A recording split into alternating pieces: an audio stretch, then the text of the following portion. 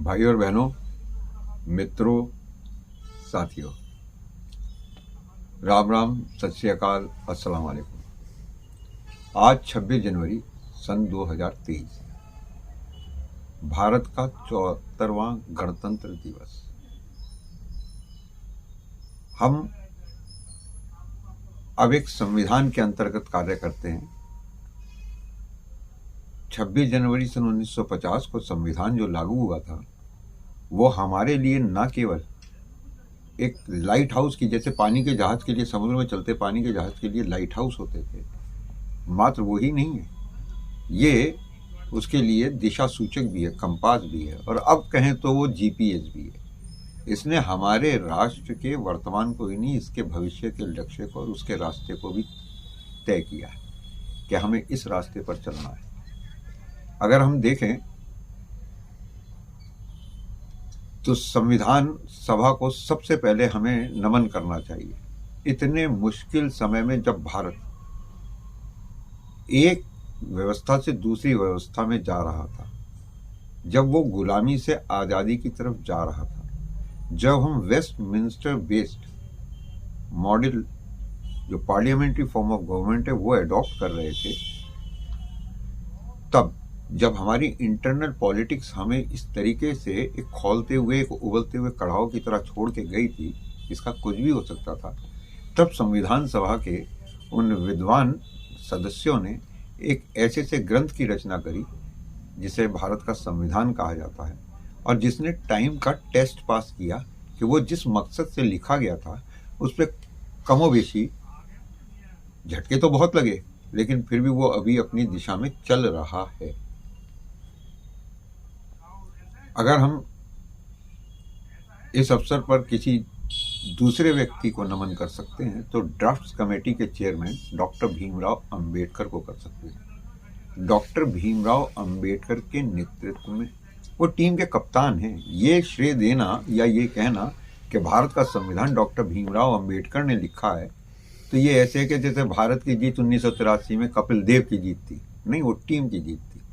Draft committee ने, उसमें कप्तान का श्रेय सबसे बड़ा होता है क्योंकि कप्तान ही नेतृत्व करता है, तो ड्राफ्ट कमेटी का नेतृत्व कर रहे थे डॉक्टर भीमराव अंबेडकर, और उन्होंने जो संविधान तैयार किया, जो कि संविधान सभा ने बहस के बाद पारित किया और जो लागू किया गया 26 जनवरी 1950 को और जो आज तक चल रहा है, उसमें डॉक्टर भीमराव अंबेडकर का एक बहुत बड़ा योगदान है। लोग मुझसे ये पूछते हैं कि संजय सिंह, राष्ट्र में हर कोई बेचैन है, परेशान है और संविधान से लोग नाखुश हैं, तुम संविधान की तारीफ इतनी क्यों करते हो? तो उसके दो कारण हैं। आज की तारीख में हर वो व्यक्ति जो ये चाहता था कि संविधान उसके फेवर में हो, वो इस संविधान से असंतुष्ट है। संविधान की जो सबसे बड़ी खूबसूरती है भारत के संविधान की, वो इसका संतुलन है।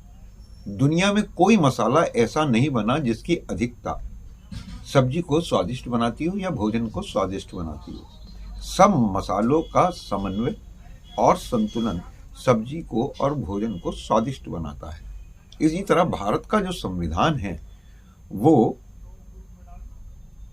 एक संतुलित है, संविधान है, वो इतना बैलेंस्ड है कि वो इन झटकों को एब्जॉर्ब करता हुआ अपनी दिशा में अब भी चल रहा है। आज की तारीख में अगर हम किसी तीसरे व्यक्ति का सम्मान कर सकते हैं तो वो है नानी पालकीवाला। आज हम छोटी छोटी मांगों के लिए सड़कों पे उतरते हैं, छोटे छोटे कानूनों में बदलाव के लिए, कानून वापस लेने के लिए करोड़ों लोग अपनी श्रम शक्ति, अपना समय, अपने रिसोर्सेज लगाते हैं। राष्ट्र में लॉ एंड ऑर्डर की प्रॉब्लम क्रिएट होती है, लेकिन नानी पालकीवाला जैसे व्यक्ति ने भारत के संविधान के अंदर एक ऐसी सी चीज को 13 जजेस की बेंच के सामने रखा कि जिसके बाद ये सुनिश्चित हो सका कि ये अपने ऊपर होने वाले आक्रमणों को झेलते हुए अपने मूल रूप में स्थापित रह सकता है। बेसिक स्ट्रक्चर, कोर स्ट्रक्चर, जो कि केशवानंद भारती केस में नानी पालकीवाला साहब ने 13 जजेस के सामने आर्ग्यू करके, जो कॉन्स्टिट्यूशन में कहीं नहीं था, कहीं लिखित नहीं था, कहीं जिसका उल्लेख नहीं था, उसको स्थापित करके भारत के संविधान को बचाने का एक बहुत बड़ा कार्य करा।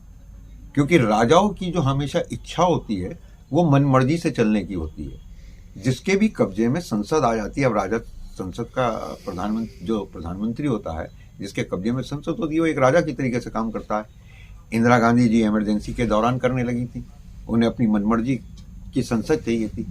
लेकिन चूंकि संविधान का गार्जियन, अभिभावक सुप्रीम कोर्ट को माना गया, कानून बनाती संसद है लेकिन वो संविधान सम्मत है या नहीं है, ये टेस्ट करने का काम सुप्रीम कोर्ट के पास है। तो वो सुप्रीम कोर्ट उसको कि ये संविधान से सम्मत नहीं है तो कैंसिल कर सकती है।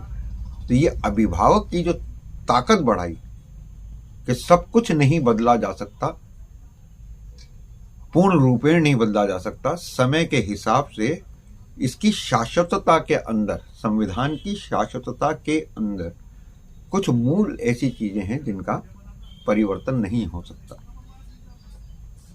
तो नानी पालकीवाला साहब ने जो हमें दिया, जो डॉक्टर भीमराव अंबेडकर ने हमें दिया, जो संविधान सभा ने हमें दिया, वो संविधान आज भी हमारे तमाम मनमर्जी से चलने से के कारण भी और उससे भी प्रभावित हुए बिना अपना कार्य कर रहा है।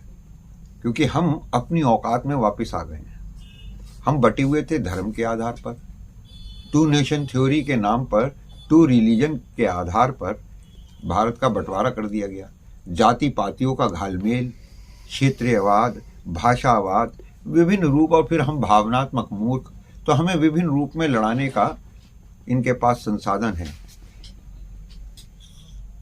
ये राम जन्मभूमि है, जय श्री राम, हम आएंगे, मंदिर यहीं बनाएंगे, और होते होते आज हम उस नौबत पे आ गए हैं जहां मस्जिदों के नीचे खोद खोद कर देख रहे हैं कि यहाँ निकलने वाला फव्वारा है या शिवलिंग है। तो हम अपनी औकात पे आ गए हैं। हम फिर वो सारी गलतियां करने लगे हैं जो हमने इतिहास में करी थी, आज उन्हें दोहरा रहे हैं, और जिसकी वजह से हमारा इतिहास गुलामी का इतिहास हुआ था। आज सबसे बड़े दुख की बात यह है कि संविधान के लागू होने के बावजूद संविधान का एक हिस्सा, स्टेट का एक हिस्सा जुडिशरी उन मुकदमों को एंटरटेन कर रहा है जो इस राष्ट्र के मूल मसाले में था ही नहीं।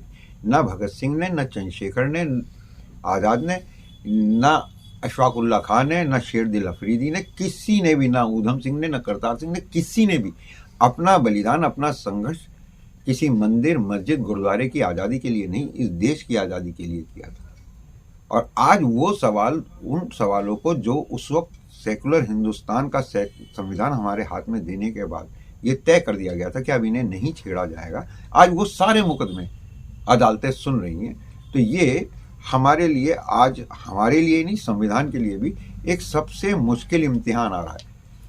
इमरजेंसी में जो हमला संविधान के ऊपर हुआ था, उस हमले को हम लोग बचा गए, संविधान अपनी मजबूती से झेल गया। लेकिन ये जो वर्तमान सरकार आई है, ये जो वर्तमान शक्तियां सत्ता में आई हैं, इन्होंने सबसे भयंकर हमला अब किया है संविधान के ऊपर और हमारी तमाम संवैधानिक संस्थाओं के ऊपर।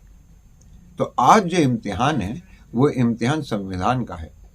जिस वक्त सऊदी अरब में एक रोबोट को नागरिकता दी जा रही थी, उस वक्त दिसंबर जनवरी की कड़कड़ाती ठंड में करोड़ों लोग भारत की सड़कों पर निकलकर अपनी नागरिकता को छेड़े जाने को लेकर विरोध प्रकट कर रहे थे और कोई नेता उनकी सुनवाई के लिए वहां मौजूद नहीं था।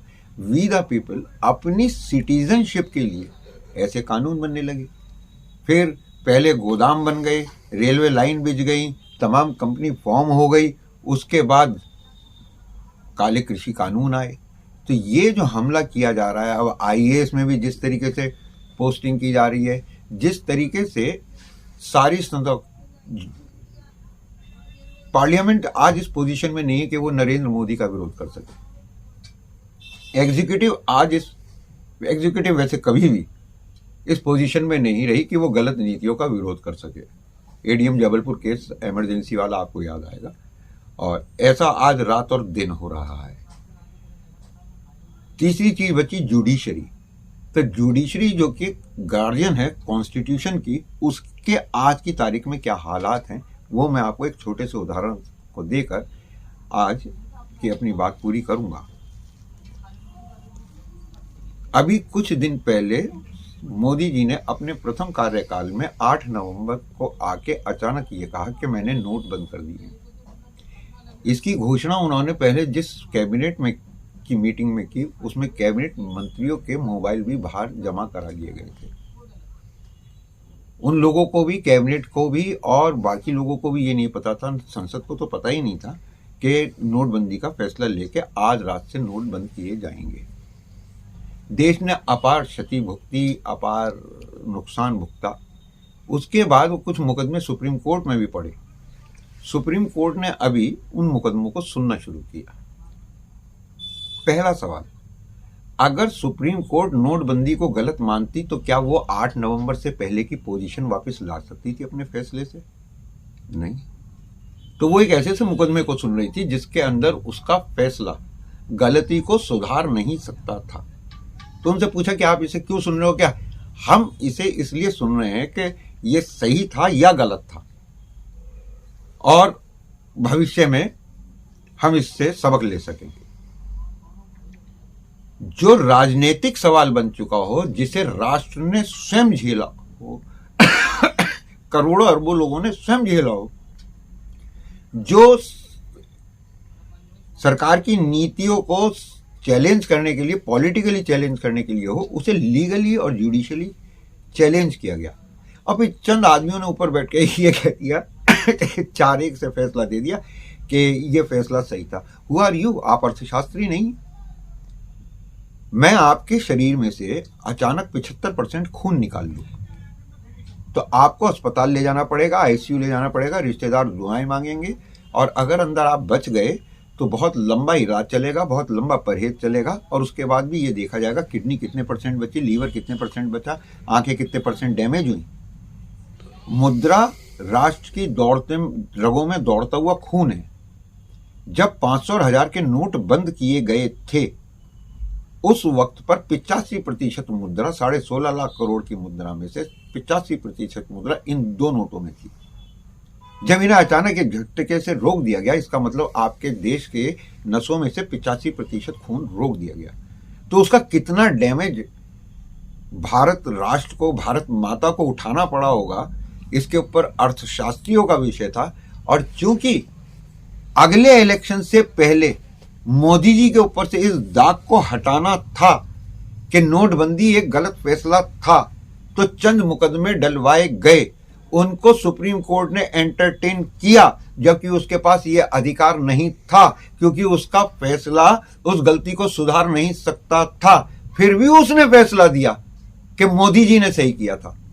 तो ये सारी की सारी प्रक्रिया, इसका ना नोटबंदी से कोई लेना देना था, ना राष्ट्र के आर्थिक दुष्प्रभाव से कोई लेना देना था। ये सिर्फ और सिर्फ मोदी जी को इस दाग से दूर करने के लिए, ये दाग मिटाने के लिए ये मुकदमा किया गया था। तो जुडिशियल सिस्टम को इन पॉलिटिकल पावर्स ने अपने गेन के लिए, मोहर लगवाने के लिए कि हम सही थे, उसके लिए इस्तेमाल किया। और ये एक दुर्भाग्यपूर्ण स्थिति है। आज डॉक्टर अंबेडकर की मूर्तियां तो बहुत बन गई हैं, उनके हाथ में संविधान भी थमा दिया गया है मूर्तियों के हाथ में, लेकिन अफसोस की बात यह है कि हाई कोर्ट और सुप्रीम कोर्ट में डॉक्टर अंबेडकर के सच्चे अनुयायी या ऐसे विलक्षण प्रतिभाएं जैसे नानी पालकीवाला आज भारत में नहीं है।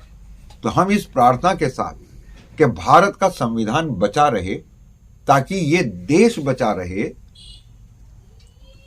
आपसे एक ही प्रार्थना करेंगे कि आप संविधान की भावना को समझने के लिए उसे पढ़ना प्रारंभ कीजिए, उसे जानना प्रारंभ कीजिए। हर चीज में नारे लगा के सड़क पे न उतर के आइए। राष्ट्र के ऊपर वास्तव में इस वक्त अंतर्राष्ट्रीय कारणों से भी और घरेलू कारणों से भी एक बहुत बड़ा दबाव पड़ रहा है। ये राष्ट्र एक बार फिर खंडित हो सकता है, और इसे बचाने की एकमात्र एक विद्या, एकमात्र एक तरीका ये है कि हम संविधान की रक्षा कर लें। तो आज हमें ये प्रण करना चाहिए, भारत के 74वें गणतंत्र पर जब हमारा संविधान लागू हुआ था 74 साल पहले, कि हम संविधान को समझकर इसकी भावना के अनुरूप चलने की कोशिश करेंगे, ताकि हमारे बच्चों को भी एक सुरक्षित राष्ट्र मिल सके, खंडित राष्ट्र, एक आपस में लड़ता झगड़ता, मंदिर मस्जिद फव्वारे और शिवलिंग के बीच लड़ता हुआ, रंगों पे फिल्मों पे लड़ता हुआ हिंदुस्तान ना मिले। जय हिंद, जय भारत, जिए हिंदुस्तान।